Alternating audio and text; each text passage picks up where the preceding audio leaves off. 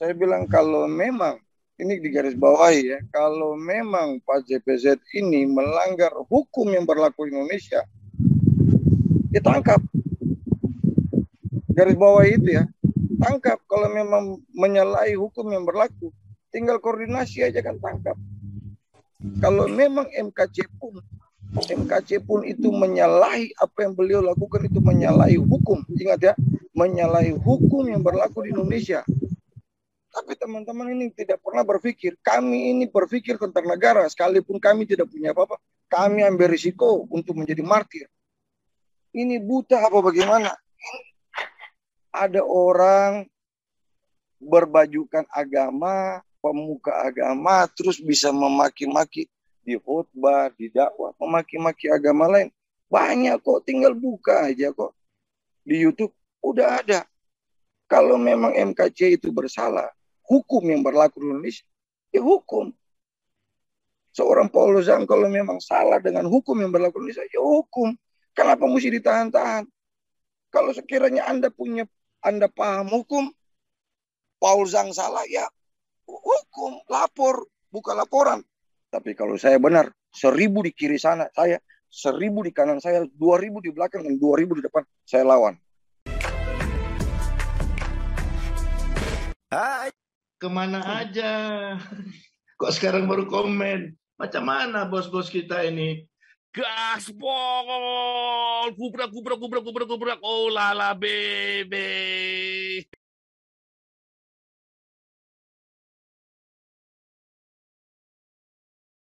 Si Onje, silakan Onje. Ini korlap kita di lapang nih, luar biasa ini. Malam, Onje. Shalom Pak Pastor. Shalom Onje. Ya, Pak Habib. Assalamualaikum, Bib. Sebenarnya saya sih nggak mau masuk di sini sih, Pak JPZ. Karena saya juga bingung juga. Kita ini tanpa menjatuhkan siapa dan siapa, kita ini melakukan aksi damai toleransi ini dengan hati. Kita meminta kiri dan kanan untuk membantu kita. Sebenarnya kita nggak meminta sih. Waktu itu kan ada pertanyaan dari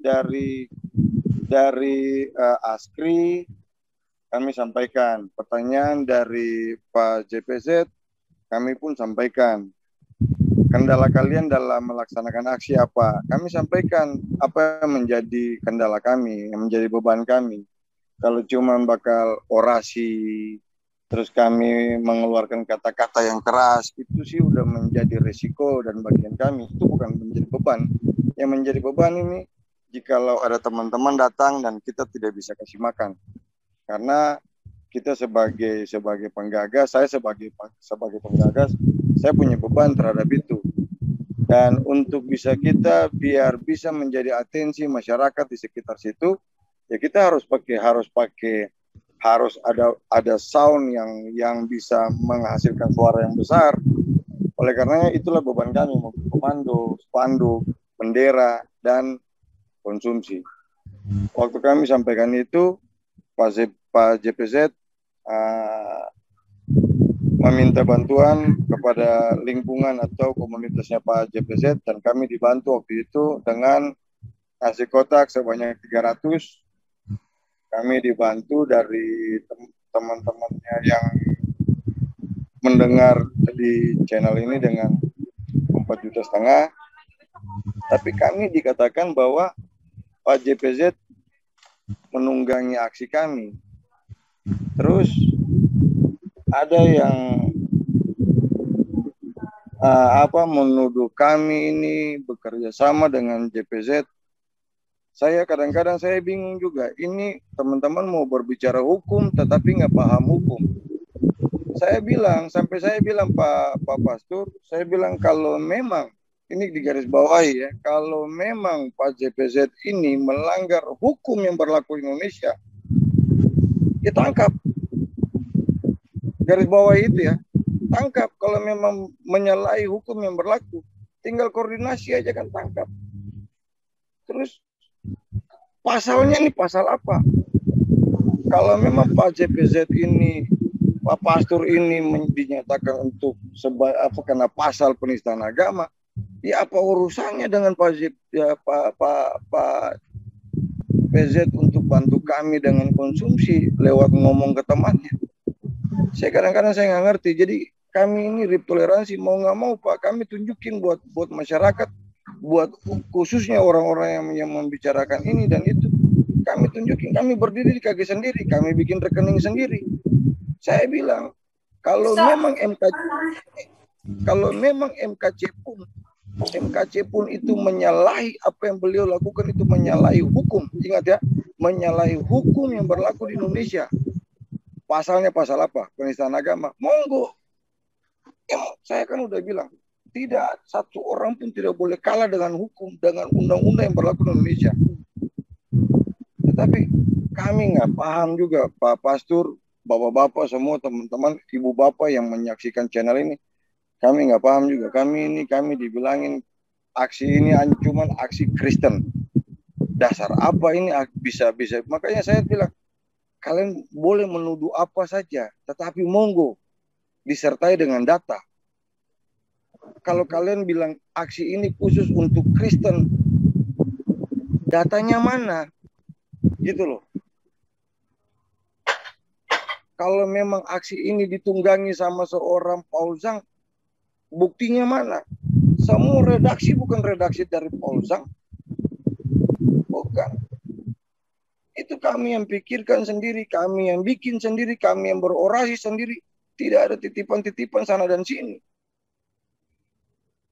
Boleh saya berani ngomong di depan umum seperti ini bahwa kami terima dari Pak Paul Zhang cuma 4,5 juta, nasi kotak 300 dan teh dan kopi. Itu ada gorengan lagi yang dikasih sama Ibu Esther waktu itu. Itu aja, kami tidak ada dapat satu orang 2 juta, satu orang 5 juta, tidak ada. Kami tidak ada dapat itu. Yang orasi dapat duit sekian, tidak ada.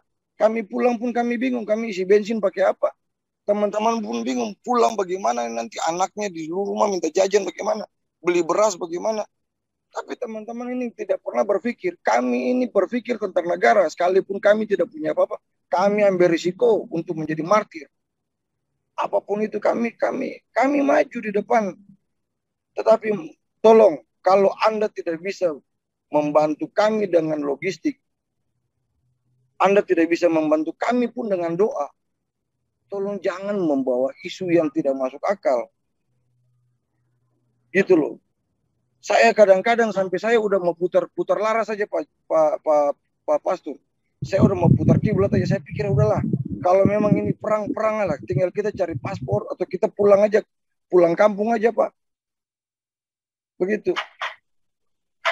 Mau ada pertanyaan kepada saya, intoleran mana yang kalian perangi? Toleransi mana yang kalian yang mati?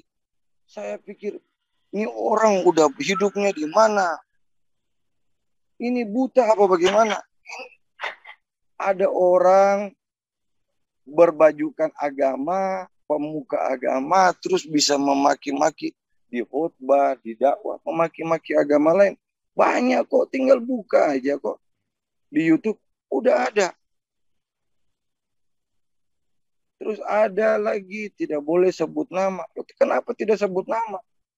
Kalau memang MKC itu bersalah, hukum yang berlaku di Indonesia, ya hukum. Seorang Paul Zhang kalau memang salah dengan hukum yang berlaku di Indonesia, ya hukum. Kenapa mesti ditahan-tahan? Kalau sekiranya Anda paham hukum, Paul Zhang salah, ya hukum, lapor, buka laporan. Kenapa kami disalah-salahkan, kami disangkut-sangkutin? Kecuali seorang Paul Zhang ini sebagai DPO kasus korupsi yang menikmatin uang dari Paul Zhang itu terlibat. Kalau memang Anda menuduh dengan kasusnya makar atau kasus penistaan agama lain dikata-katain sama seorang Paul Zhang, apa urusannya sama duit? Itu loh. Jadi saya minta Ibu Bapak bantu kami lah dengan doa. Kami sekarang berdiri sendiri di sini. Saya mau katakan bahwa besok mau kegiatan, kami kekurangan uang untuk pembayaran konsumsi ke Ibu Esther. Demi Tuhan, saya nggak bohong. Itu Ibu Esther sebagai saksi, kalau bisa dihubungin. Kami masih ada kekurangan uang untuk bayar beliau untuk malam ini. Ada kekurangan bayar sekitar 600.000. Ini kan kami usaha sendiri. Teman-teman kami, yang lucunya kami dihancurin sama orang-orang yang menyatakan diri ini menjaga NKRI, menjaga persatuan dan keutuhan. Mana persatuan Anda? Saya kalau seumpamanya saya salah, saya nggak berani lawan. Tapi kalau saya benar, 1.000 di kiri sana, saya 1.000 di kanan saya, 2.000 di belakang, dan 2.000 di depan, saya lawan. Saya nggak ada urusan. Kebenaran kita mesti berpijak di atas kebenaran. Begitu loh. Kalau sampai saat ini tidak ada orang yang berani menghubungi saya untuk, Frankie, benar nggak RIP toleransi itu ditunggangi sama seorang Paul Sang? Tidak ada. Cuma koar kiri, koar kanan, ngomong kiri, ngomong kanan, ini itu. Aduh, ayo dong jadi laki-laki yang jantan. Di depan saya bicara. Kalian terima duit dari Paul Zhang, sekian. Tunjukin bukti, bicara depan saya. Begitu, itu laki-laki.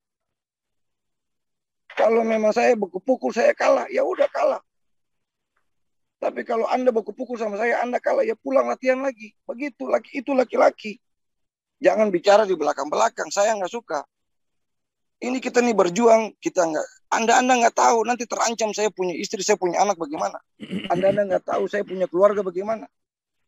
Itu loh, Pak Paul Zhang, saya mau katakan buat bapak-bapak semua, bahwa kami ini di RIP toleransi, beban kami bukan kami berhadapan sama radikal. Bukan.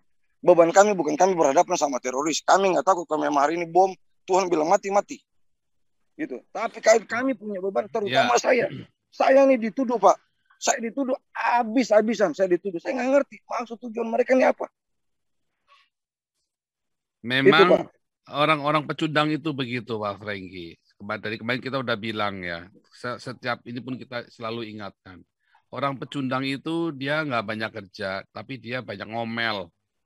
Ya, kalau orang-orang kayak kita kan tidak mau dipecundangin, jadi kita kerja terus. Tetapi ketika kita kerja, orang-orang pecundang ini ngomelin kita. Itu udah biasa tuh. Kalau yang bilangin saya DPO itu sebetulnya orang bodoh. Ya, karena saya warga negara Eropa, bagaimana bisa di DPO Indonesia? Ya, bagaimana saya kalau mau DPO saya, maka pemerintah Indonesia harus men-DPO Geert Wilders, ya Jay Smith, itu harus di DPO semua tuh. Karena mereka menista agama Islam kan? Sama saja dianggap menista agama Islam kan? Apa yang saya lakukan sama sekali tidak menista, sama sekali bukan pelanggaran hukum di negara di mana saya sudah menjadi warganya. Justru saya dilindungi. Jadi nggak bisa saya di DPO-kan. Nah, kalau orang yang mengatakan saya DPO ini, satu, dia kurang pinter, ya, dua, ya memang cuman buat ini saja, kayak polisi kan adalah biar mingkem aja deh, kan begitu kan. Nggak bisa, intinya begitu. Jadi yang saya lakukan dilindungi oleh negara di mana saya sekarang bernaung, ya. Nah, kedua, yang ketiga, ya, bahwa itu sudah biasa, ya, kayak Pak Frankie begini diserang, yang menyerang justru orang sendiri, ya, konyol ya. Tahu ketika saya memberitakan Injil dulu waktu di Indonesia, yang nyerang saya SMP sudah beritakan Injil, ya, yang ngomelin saya pendeta-pendeta loh, itu udah biasa itu. Saya kemudian SMA, saya disidang tiap hari, hampir tiap minggu itu saya dipanggil ya sama pendeta-pendeta ini disidang gara-gara memberitakan Injil. Itu udah biasa itu. Nah, waktu kita memberitakan Injil lagi, waktu saya tahun 2015 saya masih memberitakan Injil di Indonesia, saya ditanya, ya, saya kan pinjam gedung gerejanya orang ya kan, yang mana-mana yang dekat. Terus saya dibilangin sama seorang pendeta di sana, Pak, jangan membaptis di sini lagi, Pak. Karena kita takut sama FPI, Pak, sama orang Islam, nanti kita digeruduk, Pak.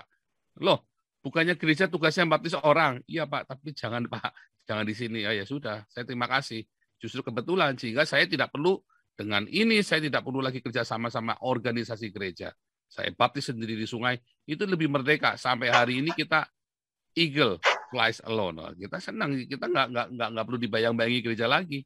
Dan tidak ada satu gereja pun di Indonesia yang membayari aktivitas saya, sehingga saya tidak perlu nurut sama mereka. Dan saya bersyukur dengan itu, sehingga saya tidak perlu disetir. Bahkan gereja di Indonesia ada yang menyebut saya sesat. Wah, itu tambah bagus lagi. Bagus lagi buat saya. Sehingga saya tidak perlu sungkan-sungkan sama gereja kan. Begini Pak PZ, maksudnya Jadi begini sudah Pak. biasa Pak. Begini itu Pak, maksud saya begini Pak PZ. Kalau mereka sebutin Pak PZ ini sesat, itu hak mereka Pak. Tapi mereka datang lalu mereka berhadapan muka dengan Pak PZ. Lalu argumen situ Pak, dengan dasar apa? Oh, nggak berani mereka Pak. Justru itu Pak, makanya nggak berani, pecundang Pak. Makanya itu yang saya sesali Pak. Itu biasa itu Pak. Makanya Pak Franky gitu kan saya langsung ketawa kemarin sama wah udah biasa itu. Iya. Saya bilang Pak PZ itu 1.000 perak pun beliau bacain. Ya. Kalau memang beliau kasih saya 4.600.000 pasti beliau bacain. Karena saya ngomong cuma 4.500.000. Ya. Saya bilang kalau memang kurang 100.000 yang beliau pasti beliau bacain. Cuma teman-teman ini saya bingung loh. Jadi begini Pak. Saya cuma mau bilang begini. Kalau Anda beragama, Anda harus melindungi toleransi. Itu pesan saya. Kalau Anda beragama, Anda tidak perlu takut dengan intoleran dan Anda harus berdiri untuk melindungi toleransi. Apapun resikonya. Itulah hidup Pak. Ya. Sampai kapanpun selagi masih ada intoleran, kami akan berdiri untuk menjaga toleransi Pak. Setelah RIP toleransi ketiga besok, rencana kami akan lakukan di RIP toleransi 4 yang sangat heboh di negara ini Pak. Itu kami akan lakukan Pak. Memang kami butuh biaya, tapi kami akan berdoa Pak sama Tuhan. Kami percaya. Kami percaya Tuhan pasti punya cara untuk menolong kami, untuk melengkapi kami dengan segala kebutuhan kami. Kami percaya itu Pak. Makanya kami tunjukin supaya jangan merapat terus dengan Pak Putih Pak. Merapat terus dengan Pak Putih. Jadi bisa ini Pak, bisa selalu ada koordinasi Pak. Ini kan Pak Amin Wijaya juga ada masuk dalam timnya Pak Putih juga ini kan. Terima kasih. Anda telah menyimak video ini sampai selesai. Silakan tuliskan masukan atau pengalaman Anda sesuai tema video yang kami sajikan. Kami berharap masukan Anda bisa memberi edukasi sebagai bahan pertimbangan untuk membangun pola pikir positif. Kepedulian Anda sangat bermanfaat membangun generasi dalam menyikapi narasi atau sumber berita. Terima kasih. Dan salam damai untuk Indonesia bersama Reaksi Nusantara.